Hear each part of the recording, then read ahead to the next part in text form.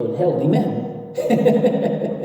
because because hell, the main reasons that people go to hell have to do with zulm, with oppression, will have to do with usurping the rights of others, will have to do with these kinds of things. And for much of human history, there has been men. So Allah, of course, we could be wrong. This discussion, this answer could be the wrong answer. So the best thing to say is, Allahumma inna na'udhu bika min adhab an-nar. Allah, we seek refuge with you from the punishment of hell. Meaning, we don't want to find out. We don't want to find out if it's true or not. You know, like we don't want to be bothered with knowing who's in hell, because that means we're probably there ourselves. So this is a very good question, a very important question. Any other reflections or comments?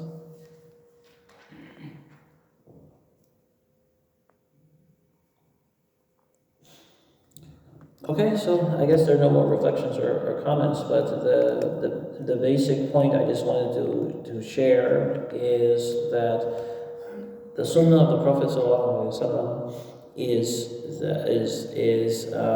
obviously important. It is not correct for Muslims to reject the Sunnah, but it is also equally not correct to assume that each and every single thing that people tell us the Prophet said, that the Prophet actually said it.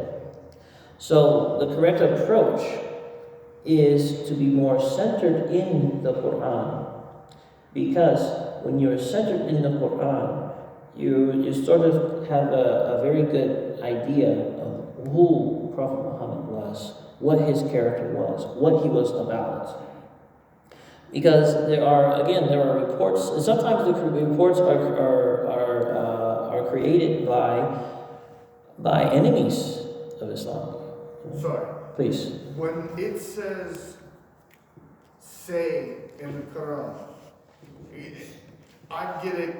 I interpret it like they're sending the message to the Messenger sallallahu alaihi wasallam, and that they're telling him to say these things. But I also interpret it as like being a messenger of Allah, but not a prophet, like the average everyday human being reading. And if someone is an unbeliever, in order to explain or express to them what the Quran means and how important these ayahs are, that everyday average Joe can be that person that they're telling to say these things if you're confronted with someone who questions your religion. Okay, if I understood you, I think I understand you right. The say is, remember the Quran wasn't given to the Prophet ﷺ in a book. Yeah, right? it was split up in different... It was split up, but it was given to him orally. Okay. Meaning that, as our doctrine is that the revelation was given to him through the angel Gabriel, right? Angel Jibril, and that he memorized it. But but the point here is that it's oral. Okay. So meaning he's told, say this, قُلْ هُوَ اللَّهُ أَحَدٌ, right? Say he is God alone. قُلْ يَا أَيُّهَا الْكَافِرُونَ, say, O you who reject faith. So the Prophet was the one who, sallallahu alaihi wasallam, he was the one who was told to say X, Y, Z, right? But it's equally true that for many places in the Quran, maybe the majority of places in the Quran, that it can equally be applicable to this person in the same circumstances. So, قُلْ هُوَ اللَّهُ أَحَدٌ, it could be seen as a command to the average Muslim, right? قُلْ هُوَ اللَّهُ أَحَدٌ, say he is Allah, the one and alone. قُلْ يَا أَيُّهَا الْكَافِرُونَ, say all you who reject faith, لَا أَعْبُدُ مَا تَعْبُدُونَ, I do not worship what you worship, and so on and so forth. So yeah, that is this is the thing, the Quran, how can I say this? The Quran comes to the Prophet, alayhi salatu wasalam, over the course of 2 decades. And it's impacting his life. And it comes in moments, and he's told to say certain things and to react in certain ways. And again, they can become equally applicable in our lives. Perhaps a good example is not necessarily in the word say, but in the action. So there are verses كتب عليكم قتال that war, that fighting is ordained on you. Yeah. Okay, that's ordained on the Prophet in certain contexts. The context of the opposition of the kuffar, of the oppression of the kuffar. So it is given to the Prophet in certain contexts.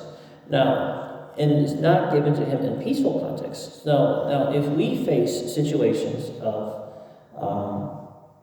oppression where it becomes necessary, then the verses become relevant.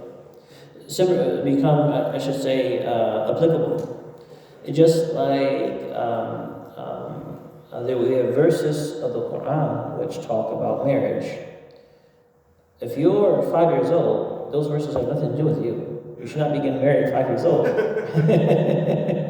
if you read verses of the Quran about divorce and you're not even married, similarly, that has nothing to do with you. If you read verses of the Quran that say that you're allowed to, and we talk about this example a lot, that you're allowed to eat, let's say for example pork is normally haram. We have verses that allow us to eat food that is normally haram in cases of starvation. So it's halal. It becomes applicable in places where starvation is taking place, but it's not applicable in places where starvation is not taking place. Yes, sir.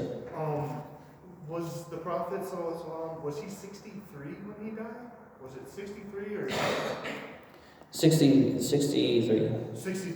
So when they started sending the message of the Quran to the Prophet,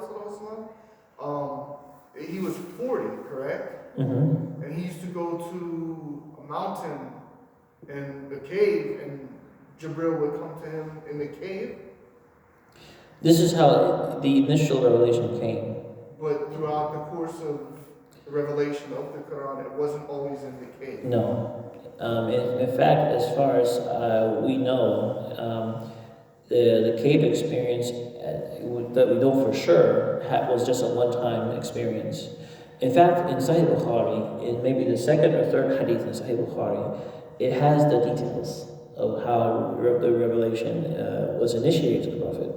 And it goes on to say that other ways by which the revelation came. So in Sahih Bukhari, one of the things it says is that sometimes it came to him and like a bell ringing, and it was the hardest experience for him, right?